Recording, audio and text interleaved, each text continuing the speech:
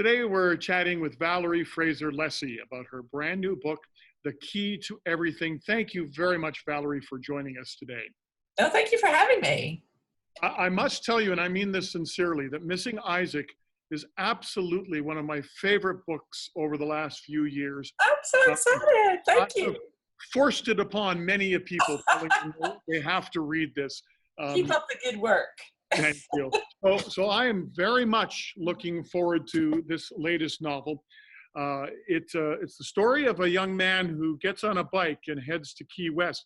I've driven to Key West, but I've never got on a bike and drove there. Me neither. So tell us a little bit about the storyline behind The Key to Everything.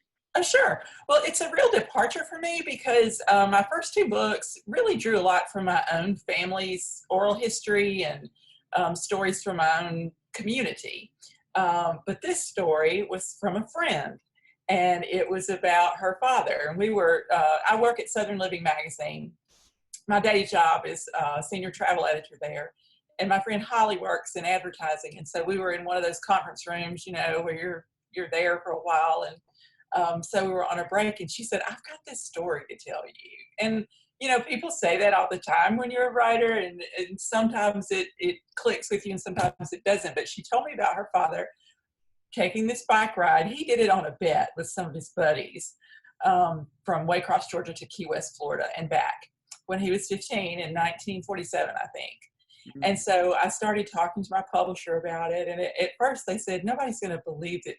He just led this incredible life. And when I was telling them the first details, they were like, nobody's going to believe this. And I was like, but it's true. It's true. So we agreed that I would focus on the bike ride, and that we had to have a little bit more weight to it. It couldn't be just about a bet between teenage boys. There had to be a lot more at stake. And so, and my friend Holly really didn't know that much about the bike ride. So anyway, I got to have a lot of fun just imagining, why would he have done this? And in my story, he's retracing some steps made by someone he loves very much. And so it became about family. It became about all different kinds of loving relationships, parents and their children, boyfriends and girlfriends, husbands and wives. There's a little bit of all that in it. And I got to take you to Key West, so that was fun. Absolutely. And I'm assuming that you made the trip yourself, not on a bicycle, but you made the trip to check out Key West. And most of my stories start with place, and because I spent so much time traveling the South for Southern Living, that's where I start. I start with the places that I love best, and Key West was definitely one of those. I'll never forget my first trip down there. It was amazing. And then before my grandmother died, she was going through some very difficult cancer surgery, and as they wheeled her by me on the gurney to go to the operating room, she grabbed my arm and said, "If I live, I want a road trip." And I said, "Well, you just live through the surgery and I'll take you anywhere you want to go." So she wanted to go to Key West by car.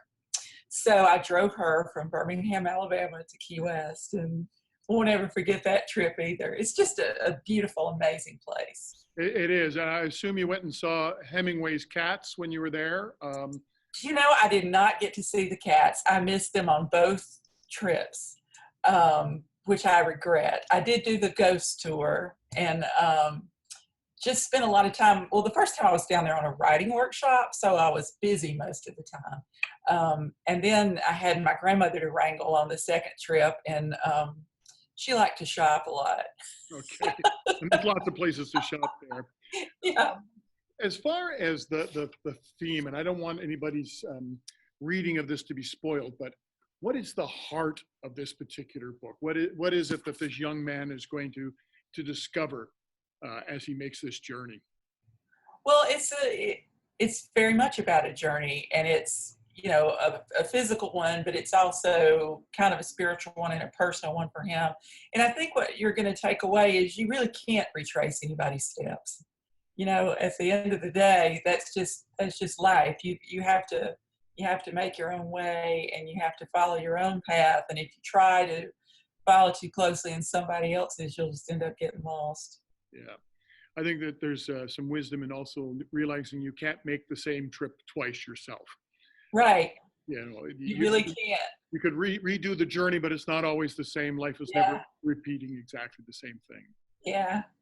Well, thank you so much, Valerie, for telling us about The Key to Everything. It's a must read, so make sure that you go out and pick one up, and I do appreciate your time today.